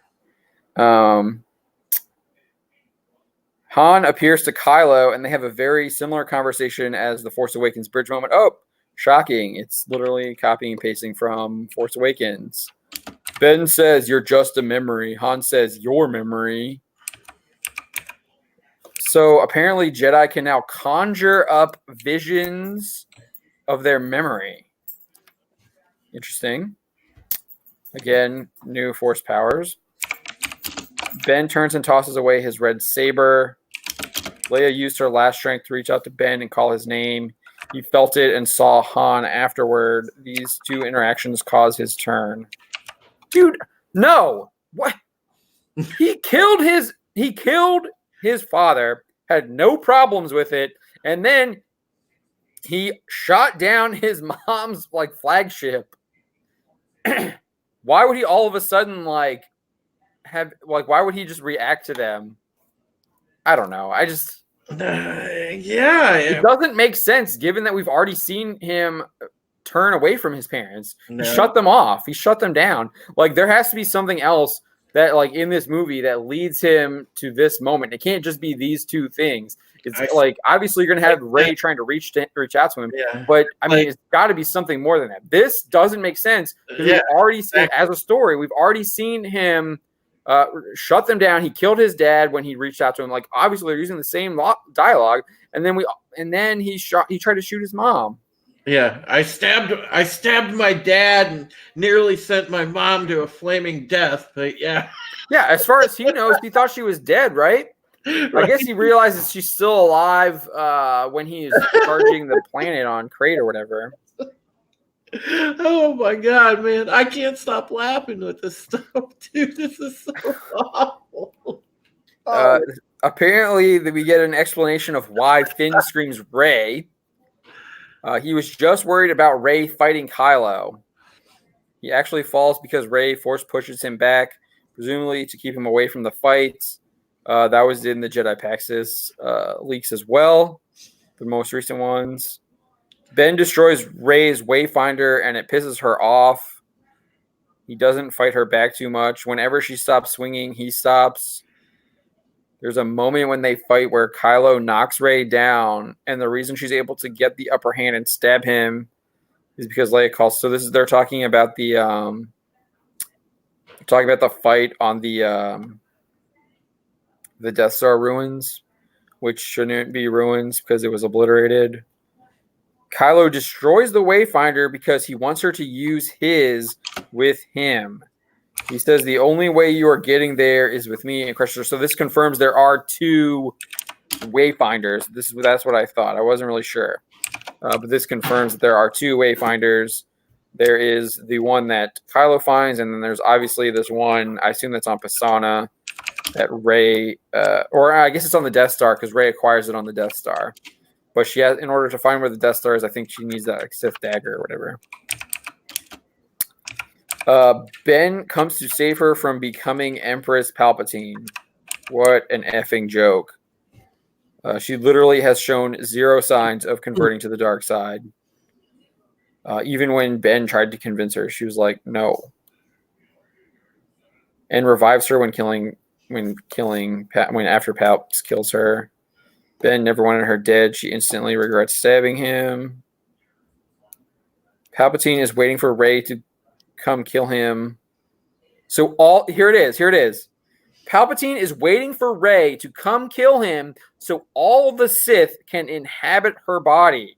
Oh my god. What? This is so stupid. This is not how Sith operate.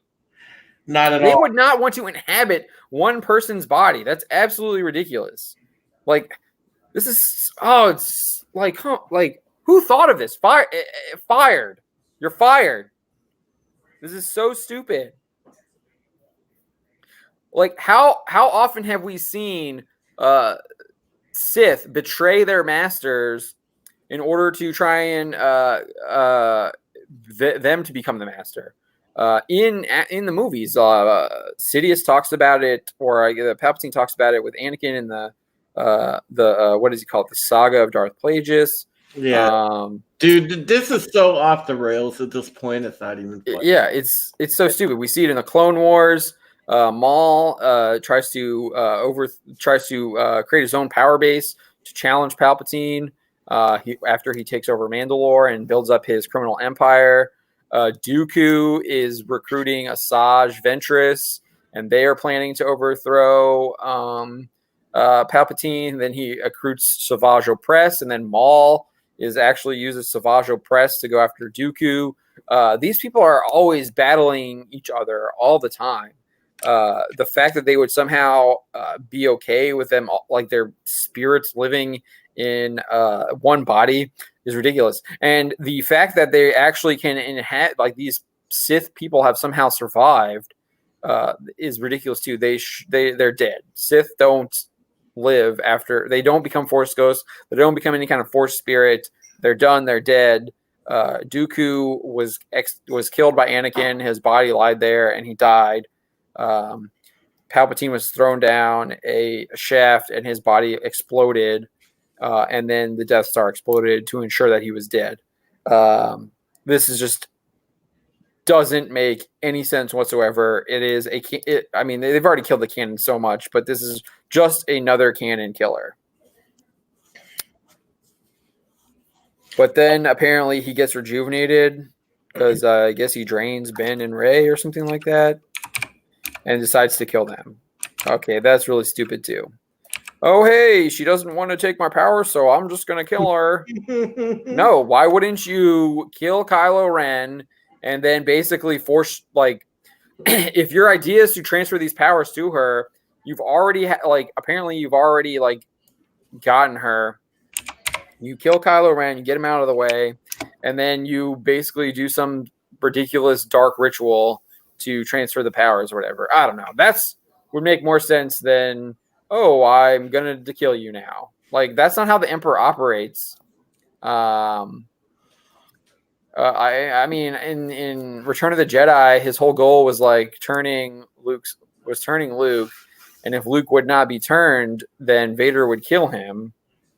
Right. So I guess you could argue that Rey is not going to be turned, so she has to die. But I don't know. You would think he would try and like, okay, we're going to try something else. Well, no, that's actually not true. He wanted Vader to kill him, but when Luke throws the thing down, Palpatine decides to like try and turn him to the dark side through torture. And Luke obviously resists, and then we don't really see what he had planned. That's otherwise. You will pay the price for your lack of vision. Right? Yeah. So I don't know. I feel like he would have the dude plays the long game all the time. That's how he became the Emperor. He was playing the long game. So I'm just gonna go kill this person that because I'm somehow rejuvenated now. Like, I don't know. Maybe I don't understand how he's rejuvenated. Maybe this like the way this is explaining it, he's being rejuvenated because of Ben and Rey. So wouldn't you want to like keep them around so you stay rejuvenated? I don't know. Right. Anyways, I hate that scene with this Sith inhabit her body. So stupid. Dude, exploding pretty at work says, you know what? This is what happened in that old horror movie with Snoop Dogg. His daughter kills him, but then he possesses her body and becomes her. Why do you remember that? Oh my gosh. Yeah. Oh God. Is that I want to say, is that Tales from the Hood? I swear to God, I think that's Tales from the Hood. And if that is, then I don't know why I remember that. I don't remember that. I don't think I've seen that movie. I wasn't a big horror guy back in the day. We talked about this earlier, the flashback scene with Luke and training Leia in the Force and lightsaber combat. She even had a saber, which Force Ghost Luke gives to Rey. Leia has been training Rey in the Force. Rey can straight up float while also levitating tons of rock around her. That's not, I mean, floating isn't unheard of. No, I know. It's just funny to think. Sorry. I'm having a ball with this dude. Like, it's literally the opposite of Luke, who couldn't lift the X-Wing. I'm sitting here like laughing so hard I could cry, man. This is great. Just going through this. Here we go. This was in the rumors as well. The Knights of Ren gang up on Kylo and are beating him when Rey initiates a force bond and gives him a lightsaber. Now transfer physical objects through space and time through the Force. It's the Force Stargate. No. Hey! Send me something. Send me something through the Force Stargate, guys, please. No, it's literally like a Doctor Strange portal. God. So dumb. Skullman, I already like that trilogy, by the way. I like the Evil Dead trilogy. Lando flies the Falcon and bring a bunch of ships to the big fight at the end. Saw that in the trailer. They gave that away. Kylo and Chewie have no scenes together. Especially if you're trying to redeem Kylo Ren, I think Chewbacca might not want to be around him because he might have a grudge. Because who knows what their relationship was when he was a kid? Who knows? Rey stole Ben's ship on the Death Star and takes it to Ahch-To to hide out there forever. Like Luke. So she destroys it so she can't leave. Then she goes to throw her saber into the flames, but Ghost Luke catches it and then gives her Leia's saber and then lifts the X-Wing out of the water. That's how Rey gets off Ahch-To. Dude, Force Ghost interacting. It's so bad. Force Ghost interacting with like the physical world is just trash. Like, no, man. Like that, breaking the rules right there. She's so depressed. She's so depressed after stabbing Kylo Ren on the Death Star that she's gonna go hide out. On like, she spent this entire film searching for this Wayfinder. After fighting Kylo Ren, she's just gonna abandon everything and go on Octo because this is how we're gonna have Rey be dumb and stupid, and just like Luke was. This is how they're gonna try and justify. Try and redeem Luke here because of those complaints. It's not going to work. Having someone be really focused on a mission and then all of a sudden decide to like abandon everything and throw it away is absolutely a horrible idea. But he catches the lightsaber. Yeah, he catches it. He's like Odell Beckham, guys. One hand catch. Oh my god. Ugh. During the Pisana scene, after Rey destroys Kylo's first ship, Ben walks up to Rey to push her into using the dark side to prove she's a Palpatine. Oh look, Kylo Ren is deploying the strategy that I recommended Palpatine do. So they thought about it. They just decided to ignore it. Palpatine tells Kylo to kill Rey, and Kylo basically refuses. Kylo is done taking orders. Well, isn't that the point of your opening crawl, that he's like hunting down this threat? Oh, jeez, man. It seems like there's some contradiction going on there. In the scene where the voices of the Jedi come to aid Rey, they tell her to rise and that she has all of the power of the Jedi. Oh, because you need all the power of the Jedi to fight against all the power of the Sith. By the power of Grayskull. No, dude, this is Harry Potter, bro. This is straight up freaking Harry Potter, the Goblet of Fire, a total ripoff. Anakin's voice is there. I wonder if he's also part of the Sith, because Vader was a Sith, right? I wonder if Vader's inside Palpatine, and there's some kind of like split happening there. And Ahsoka, confirming Ahsoka is apparently now dead. So Ahsoka dies sometime between so she's the only end of Rebels. So they're like, Ahsoka's going to be in the movie, but she's only in there with the voice line. Wow, okay. She's dead, though. They've killed her. They've killed Ahsoka Tano 20 years before she actually became an elderly Togruta, according to Star Wars Force Unleashed campaign guide, which describes Togruta as still in middle age into their mid-70s.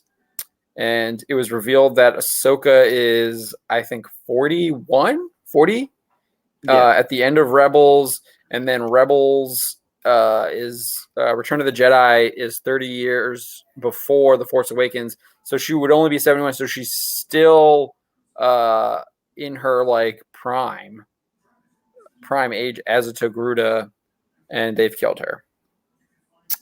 Maybe the Emperor killed her. Or she dies trying to find Ezra, and she's killed by Boba Fett or something. Who knows? Yoda's voice is there. Obi-Wan's voice is there. And they think Mace Windu is there. Force Diet is in the movie. Ben and Rey have a very deep connection. Rey's resurrection and Rey-Kylo kiss happens. Ben climbs out of the pit, sees fallen Rey from a distance, and rushes over as best he can, limping. Gets to her and pulls her into his lap and holds her to his chest, heartbroken. Then he calms himself, leans her back, lays hands, and revives her. When she comes back, she holds his hand, looks into his eyes, smiles huge, calls him Ben, and they have a solid full contact kiss for 2 seconds. He smiles back, then he abruptly falls over dead. She touches him, and he vanishes. So he died happy. Wow. Well, at least he died happy. Yeah, get your consolation prize, Ben Swallow. C3, yeah. C3PO gets his memory back. He can understand Sith script, but is forbidden from translating it. So they hack his memory, thus wiping it, and he tells them where to find the Wayfinder. Forgets everything, but is restored by R2. Oh! R2-D2 is in the movie. Yeah. Yeah, he's literally just one scene. Just backup. That's it. There's a moment where Chewie mourns Leia. Oh, it implies that Finn is Force sensitive. No, like, duh, he was wielding the lightsaber in The Force Awakens. Again, another like story thread that they threw away. Carrie and Billy, which is Carrie Fisher's daughter, share a scene together where they talk about resistance-related stuff. Billy plays a resistance officer, and I think she was in The Force Awakens and Last Jedi. I'm not really sure. All right, so we got some more. Planet that gets hit by the red beam in the trailers is Kimji. Hey, Orville Nation. Hail, buddy. Hey, what's up, Orville Nation? Kylo rips off Rey's beaded necklace during a force bond, and that's how he locates her on Pisana. Oh, come on. So he can, what? So not only does Rey pass lightsabers through this force bond, but apparently they can physically interact through it? Yeah. I guess that was kind of like in The Last Jedi, but I hated that too. Why can't he just step through the force bond? Yeah, I know, right? And just go ahead, read the next one. I'm just going to grab a drink. Scene where Kylo looks at Vader's mask from the D23 footage. He touches the mask and focuses, and through that, F's with Rey's training. She gets clumsier and then gets mad, and that's why she's so pissed when she cuts the tree. She can feel him messing with her. What? Dude! Oh my... It's Harry Potter, bro! It is so Harry Potter. This is Harry Potter. This is Harry Potter. If you remember, Voldemort and Harry Potter can sense each other because Harry is actually like a Horcrux of Voldemort. That's why he can speak parcel tongue. That's why the Sorting Hat thought about putting him in Slytherin. And then like Voldemort can like mess with Harry Potter. He feels the pain when Harry feels the pain from his scar when he's in Voldemort's presence. This whole like force bond thing is a ripoff of the Horcrux from Harry Potter. Absolutely dumb and stupid. Rey's parents did sell her off on Jakku because they believed it would protect her. Papa Palps tracked them down and killed them. That was in the leaks. There's a Sith assassin, I believe, that does that. Drew, are you back? Yeah, I'm back. I had to grab some green tea. Man. I want to get your thoughts on this. Okay. Scene where Kylo looks at Vader's mask from the D23 footage. He touches the mask and focuses, and through that, F's with Rey's training, she gets clumsier and then gets mad, and that's why she's so pissed when she can feel him messing with her. This is another ripoff of Harry Potter. Wait, he's what the? He's trolling her through the Force? What? Yes, he can like troll her through the Force. Hey, that's my new power, guys! Force troll. God, are you kidding me with this stuff? I mean, it's a joke. It's all a joke. Wow. This is like a parody film. Oh my God. Rey's parents sold her off. I don't know why. Like, I guess why wouldn't you just leave her there? Why would you sell her? Oh, that's kind of weird. Please. Axel Braun, if you're out there, please save this franchise. Do an adult parody and make it correct. Getting the trio to the Death Star. Rey goes with Finn and Poe to the planet. They meet Jannah, who says to wait until the water is calmer, but Rey sneaks off by herself. Kylo gets there on another TIE fighter. When Rey stabs Kylo, he doesn't say anything. Rey then silently cries and heals him, which I think ended up healing his scar because it's gone later. That's when she says about wanting to take Ben's hand and runs off and steals his ship, leaving him on the Death Star. So who knows how Kylo Ren gets back to Exegol. Because he doesn't have a TIE fighter. When Rey jumps out of the hangar, Kylo told her about the dyad and that Palpatine didn't know. He offered his hand again and said, "You know what you have to do." She says, "I do," and jumps. Okay. When Kylo tells Rey her parentage, Rey says, "You're lying." And Kylo replies, "I've never lied to you." Rey's parents are seen in the movie. Flashback. I think if this is the Jedi Paxis leak says that her parents are killed by the Sith assassin. Kylo and Leia pass on together. What? I thought Leia already died. I thought Leia died after Kylo was stabbed. Didn't he say that earlier? Maybe they become Force ghosts together. I don't know. They disappear like Luke at the same time. Here we go. I guess Leia's spirit was waiting for Ben. Okay. All right. Palpatine refers to Kylo as a Skywalker when he yeets him down the pit. Rise of Skywalker equal coming out of the pit. Jeez. First order meeting scene. Ben walks in the room wearing his mask, talks a bit. Then he says Hux is uncomfortable at the mask and calls him out for it. Hux denies it a bit comically. Someone else says, "I like it." Oh, great. Hux is a punching bag again. Rey studies the Jedi text in order to figure out what to do about Palpatine. Hux telling Finn to shoot him in the arm to convince Pride and Kylo that he'd been ambushed, only for Finn to shoot him in the leg. Oh, it's Finn shooting him now, huh? So in the Jedi Paxis leaks, I think it was Poe that shoots him. And then Pride shoots Hux in the chest. Kylo says, "I killed Snoke, I'll kill you too." And then Palpatine says, "I created Snoke." Okay, then why didn't you just kill him then? Because I assume this is in the beginning of the film. Apparently you leave and go try and hunt down Rey. Whatever.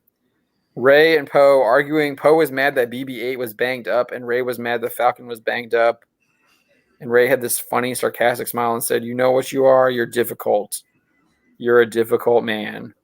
Because of course, yeah. They have to have the male bash line. Some more Kylo Rey dialogue through the Force bond. Kylo, wherever you are, you're hard to find. Rey, you're hard to get rid of. Okay. Cringe. Luke and Leia training scene. It was a flashback. Luke was wearing a mask. Why? Leia was mostly a silhouette. They were fighting with well, of course yeah, that makes sense. They were fighting with lightsabers, and I think Leia knocked